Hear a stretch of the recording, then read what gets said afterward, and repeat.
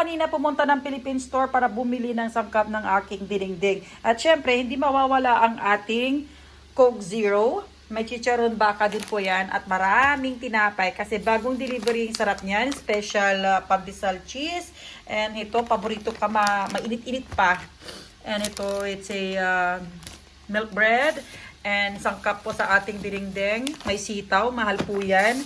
Isang pirasong ampalaya and maliit na putol na kalabasa. Kasi ako lang naman ang nakain ng kalabasa. Ayaw ng kalabasa ng kasama ko. Pati papaya. So hate na hate niya yung mga yan. So yan po yun guys. Tara na at magluto tayo na mga paksiw na isda, dinding at pritong isda. Ang una nating lulutuin is paksiw na isda. So ito po ang ating ingredients. Ang ating garlic, onion, ginger.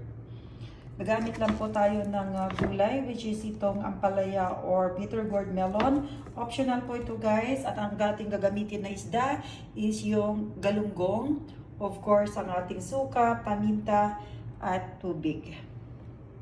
Mainit na ang ating pat. Pwede na natin ilagay ang konting tubig. Tansya-tansya na lang po yan guys. Tapos pwede na natin ilagay ang ating suka.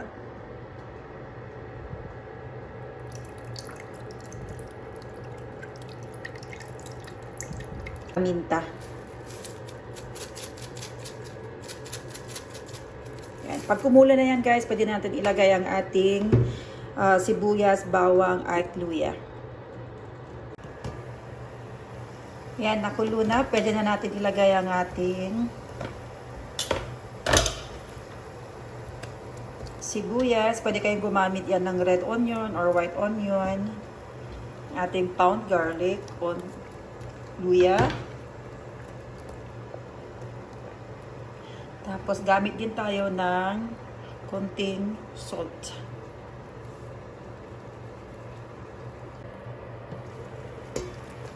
Bango. Nakulo na, pwede na natin siya i-arrange ang ating isda. Pwede kayong gumamit ng mga isda na kung depende sa preference nyo. Ako kasi galunggong, pwedeng bangus, pwedeng tilapia, pwedeng makirel at iba pa. Ayan.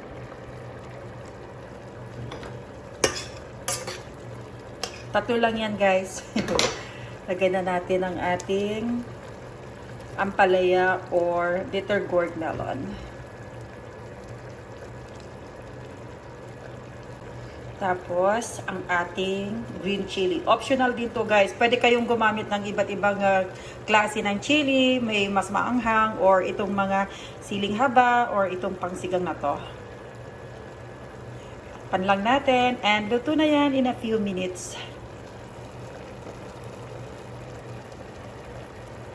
Check na natin guys kung luto na ang ating paksiw. Bango, grabe. Sarap nito. So, tikman din natin. Perfect. Yan, malambot na.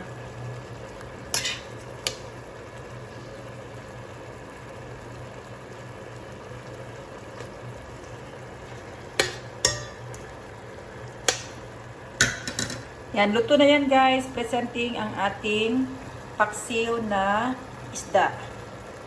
Happy cooking! Napaka-healthy yan guys, bukod sa affordable. Napakadali din lutuin. So till next video guys, maraming salamat. Bye!